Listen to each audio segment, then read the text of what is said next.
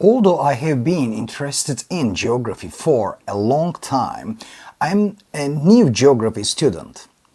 While studying for my exams, I will share with you the topics that interest me and that I have been considering and commenting on. I will blend the issues I have just learned with other fields of social sciences as small contribution to Weidelian geography.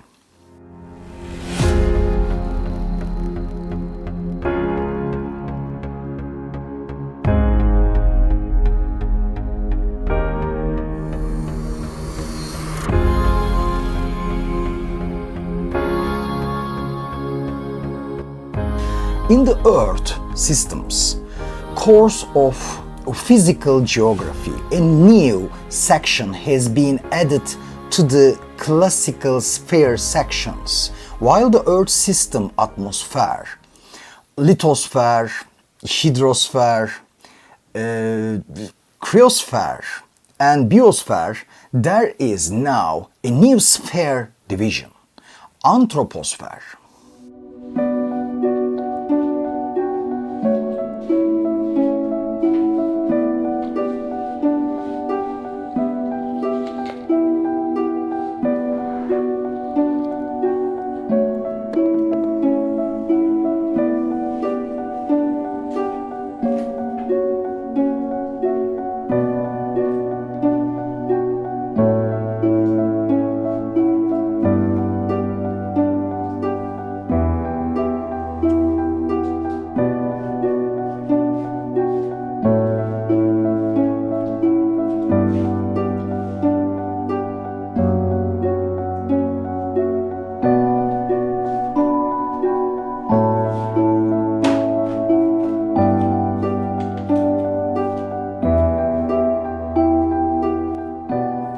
The idea that the Earth was alive was present in Greek thought and many religions, but the first records of Earth systems begin in the Middle East and China. China and the Middle East are the scientific sources for studying mountains, oceans, and the age of the Earth.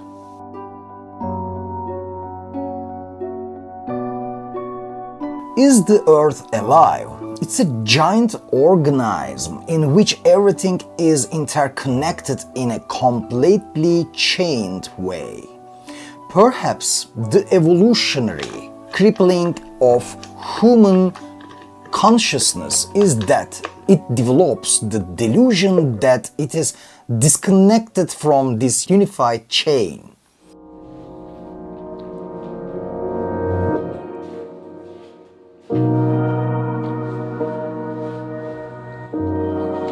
The Earth, called the geosphere, has many spheres, as mentioned.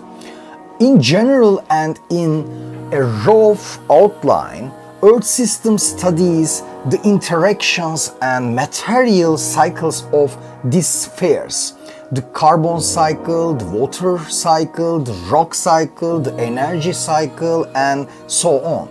When there is a problem in one of these, it spreads and deteriorates like a cancer disease due to the interactions within itself. The Earth has defense mechanisms.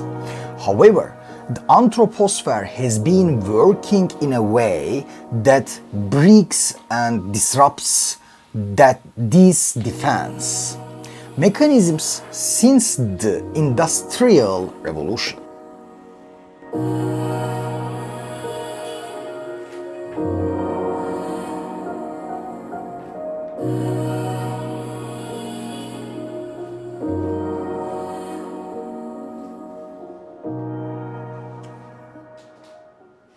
Since the Anthroposphere expanded tremendously with the Industrial Revolution, it became the subject of science. The term Anthropocene, first introduced by Antonio Stoppani in 1873 as the Anthropocene epoch, was a pioneering concept that highlighted the escalating human impact on the planet. Despite its early inception, this idea was initially overlooked and faded into obscurity. It wasn't until 1990, a century after Stoppani's passing, that Paul Crutzen resurrected the term, proposing it as the Anthropozoic for the new geological era. This term has gained traction in the scientific community, although it remains a subject of contention for the International Stratigraphical Union.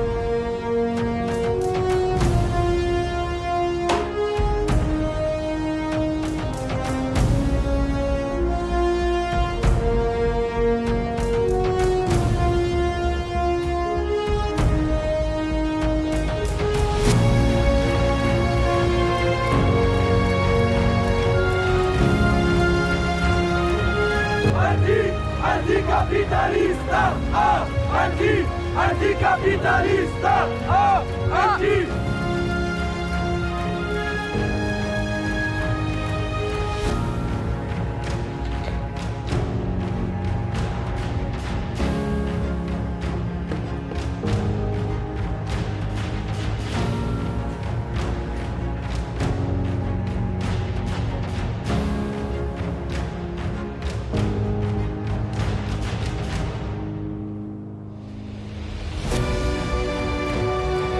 There is an ideological aspect to the term Anthroposphere. Of course, all humans make up the Anthroposphere, but not all humans are equally influential. It is the owners of the forces of production and the aims of the bourgeoisie that influence the Anthroposphere.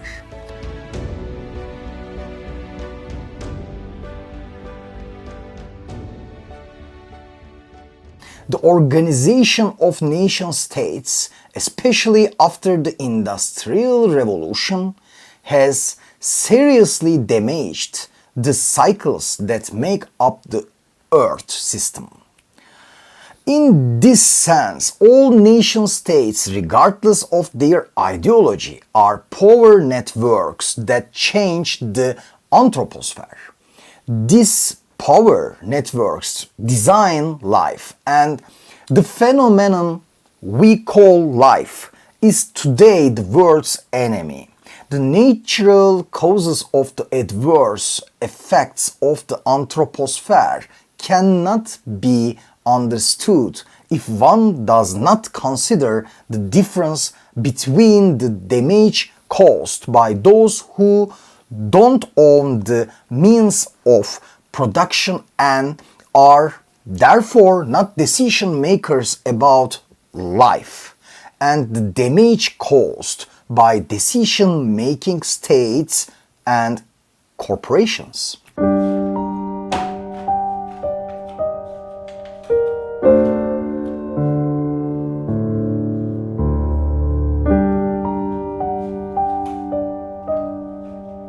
It is the ruling classes and their apparatuses, the corporations and states, that are primarily responsible for an anthroposphere that is out of harmony with the earth.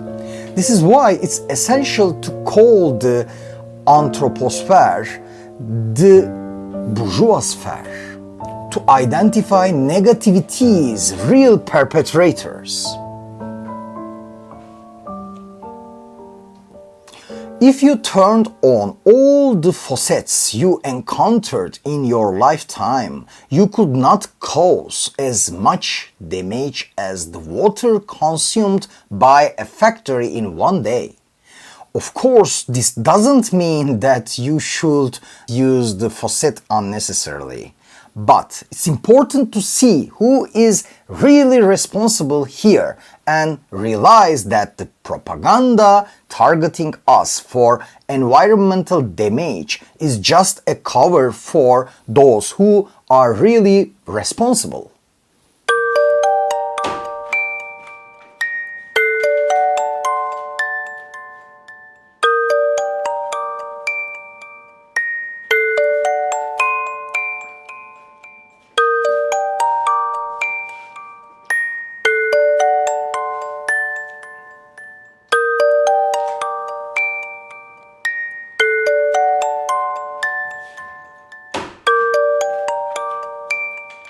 While I'm certain that the term bourgeoisphere has been previously coined, I will delve deeper into its definition in a future video once I have expanded my knowledge on the subject.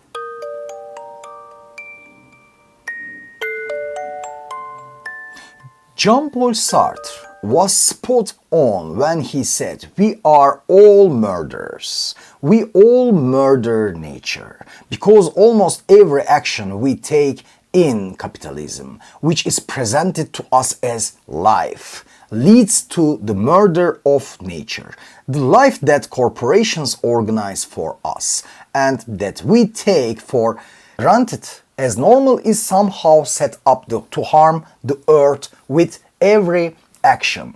Environmentalists have been warning about this for a long time. Corporations and all the nation states they own, driven by the profit motive of further exploitation, take this seriously at most as election propaganda or a public relations project. Environmental policies are not much more than a plea for the votes of a handful of enlightened people. Populism plucks the earth even in such a severe issue. The human impact on geomorphology is related to systems of production and urban organization centered around the market. The historical economic concentration of the ruling classes forms these. The arrangements of city life are already hostile to both man and nature. Are humans or the verdict classes responsible for this? All these questions and explanations show that the Anthroposphere can be called bourgeoisphere.